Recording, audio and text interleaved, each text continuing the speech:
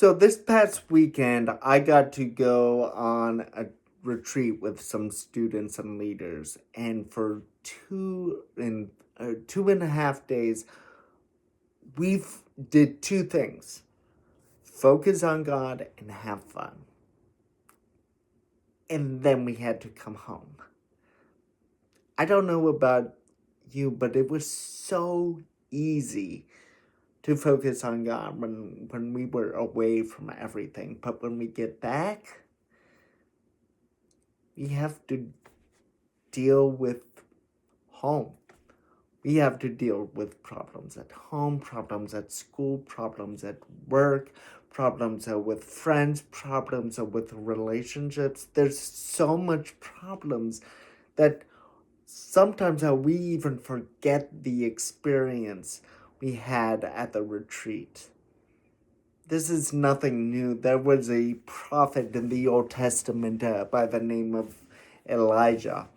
And Elijah just encountered incredible move of God, where God showed his power. And then Elijah went back to reality. He went back to the problems of his time. The queen of the land heard about what God did and wanted to kill Elijah. So Elijah's on the run and he's facing these issues. He's facing these problems, and God calls him and he tells him, go to this mountain.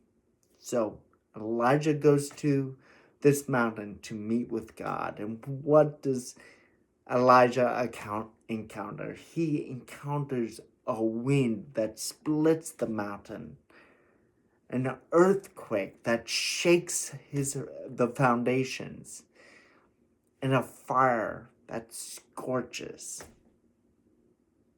But God was in none of these things.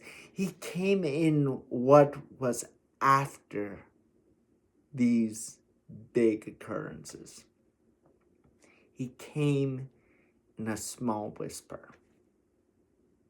Now, I can't prove it and I have no scriptural support, but I'm curious if the still small voice wasn't speaking during all the wind, all the earthquake, all the fire. But Elijah was focusing on these big things and forgetting what God can actually do. Maybe it's not a retreat. Maybe it's your own personal time in the morning with Jesus. But my challenge to us for this week and beyond is, what would it look like if we tried focusing on that still small voice throughout the week? What would that look like? How would that impact our day? What would that voice be saying? Have a great week.